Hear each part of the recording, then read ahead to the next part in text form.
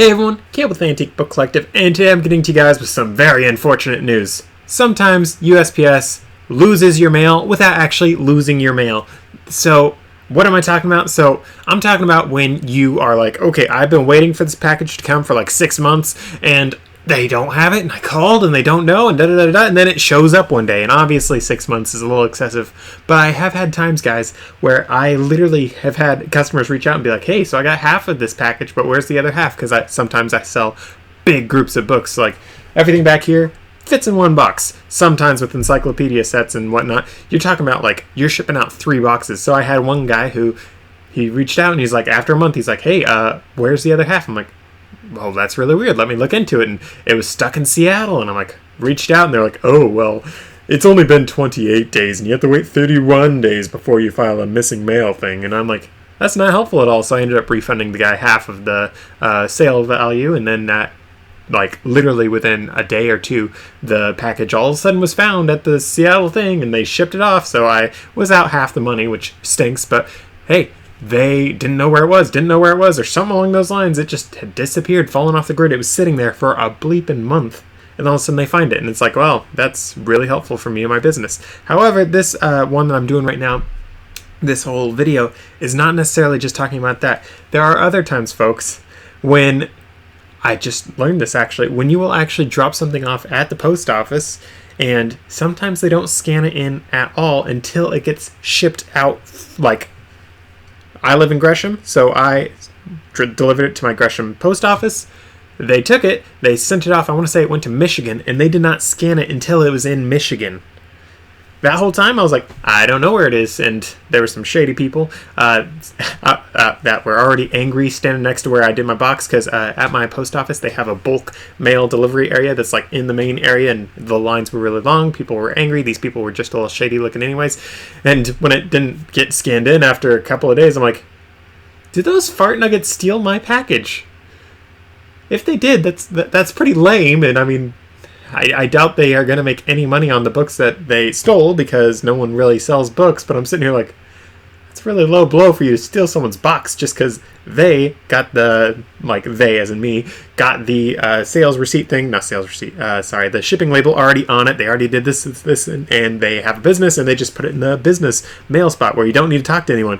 It's like, that's a really low blow. Why would someone do that? I'm like, I don't think they did that. I honestly think this is a USPS thing, but could this have happened? And I was sort of like going through all these scenarios. I'm like, oh no, I'm really working through this. And guys, I'm mentioning all this because I'm sure a lot of you have had this same sort of thing. And if you haven't had this happen, people who are stumbling across this video later on and wondering where in the world USPS put their package, you're probably thinking the same thing that I was thinking of. Someone stole the stupid thing from USPS at some point. What in the world? Where'd my package go? It was scanned here and it's been here for 6 months. Where is it? And you're just getting nervous. You're getting a little worked up. And yes, guys, you can call in when you have missing mail after a certain amount of time. So USPS, you actually can go to their website and they have a find missing mail thing, which you guys can go to. Let me actually turn the brightness down so you guys can see it. So it's just the find missing mail thing. You guys can actually go to that. So obviously you put in your tracking information. Sometimes that'll tell you where it is. Sometimes it's not actually where it says it is though, which happens a lot more than you'd think. For me, I've had it happen that I know of half dozen times or so. However, that being said, I'm sure there have been quite a few more times that I just have not checked the tracking, because I don't check tracking on every single item I ship. I just check a few of them that I'm like feeling a little bit like, is this one gonna do something weird? Sometimes I do that. So by and large though, I don't check most things. But with that said, there have been enough that I'm like, it happens a little bit more than you might think. So with that said though, you can actually, after you go and you check the current status, the next thing is you can actually fill out a help request form, which is their second option, and then finally you have a submit a mail search request, which is the third option. So those are things that you can do with USPS. It's on their website. It's pretty straightforward. Believe it or not, the USPS people are actually not horrible human beings. They are actually pretty helpful more often than not. There are occasionally people that are just a little bit of fart nuggets, but it's nothing like nothing like DMV. DMV is, I believe Satan is the major shareholder of that one. I don't know for sure, but I think he might be. That place is horrible. I am so glad I don't need to go to DMV very often. In fact, I have not been to DMV for several years now, and I count that as a blessing.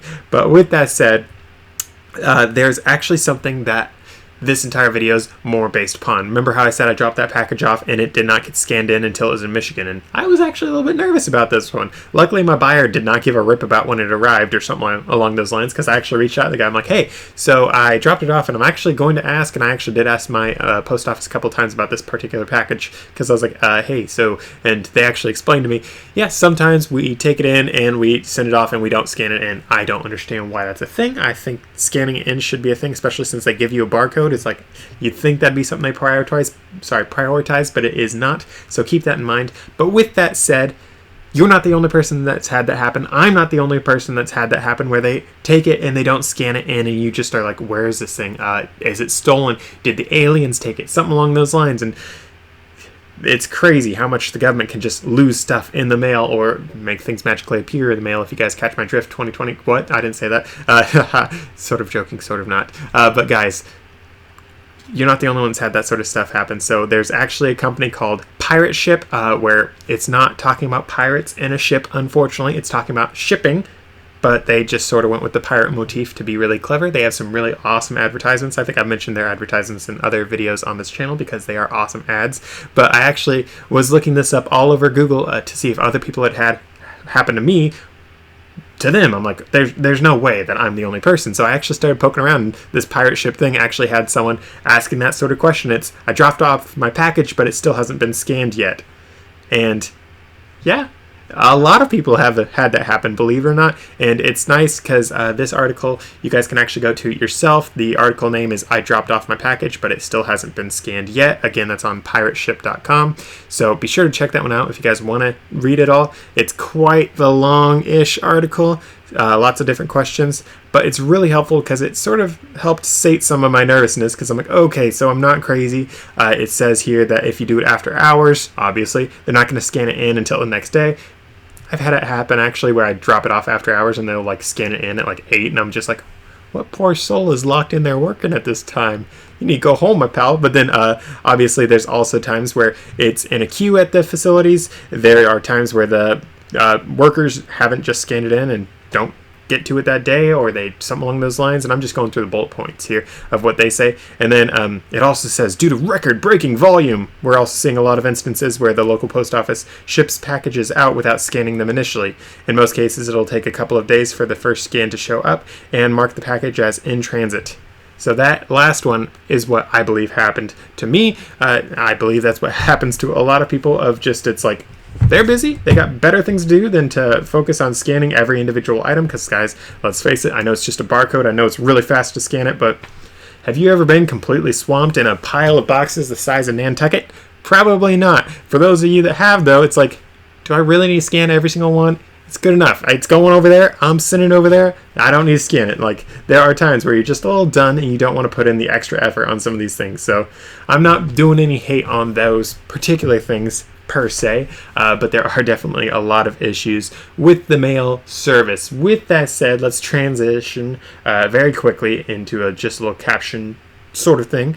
Try to keep this nice and quick. Guys, when you're sending stuff in your mail, be sure to package it very, very well. I've had so many buyers reach out, especially of late, and they all are complaining, hey, USPS has been an absolute, I don't even know. I need to hire an exorcist for some of these people, it sounds like, with how much they hate their mailman. But these people are like, hey, so put it in a box, wrap it, pack it, wrap it again, pack it again, give me the best box you ever got. And some people get really, really, really into it, and it's something that you guys would definitely need to keep in mind. There are some buyers that will give you bullet points on every single thing they want done with their packages. I actually just had a guy who's like, hey, I need you to do this, put the label on the outside, put another one on the inside for when they destroy the box, and this, and like, he gave me a message like this long on all the things he wanted with his package for when I shipped it out. Luckily, most of those things are things I do already, except for the extra label and the package, which I don't intend on doing because that's just a waste of money in my mind, but for him, I did do it.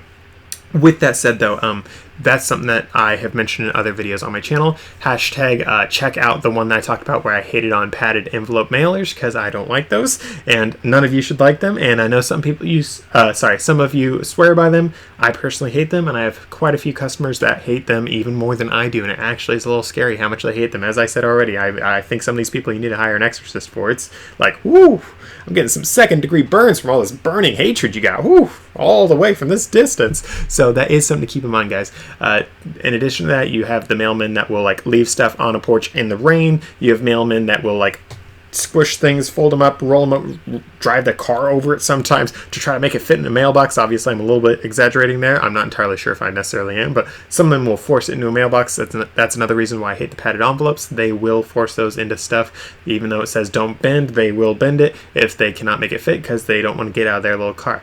So, 1,000,005 things. I like to sort of treat things along the lines of it's better to have it, not need it, than need it and not have it. That's a sort of common phrase. If you guys haven't heard it, I recommend listening to it and heeding that advice. So for me, that having it, not needing it, I don't send things in the padded envelopes because they are a lot more susceptible to water damage. I mean, it gets splashed. That water is now sitting basically centimeters, millimeters, fractions of an inch, whatever measurement you want to do from your book. Whereas if you're doing it in a box, you actually have your book, but then you have all this padding around it, and then you have the box itself. And the box itself usually doesn't let the water in anyways. That's one of the reasons why I do that sort of thing of putting it in the box. It's just an added layer of protection because you do not know what kind of punishment some of these boxes take.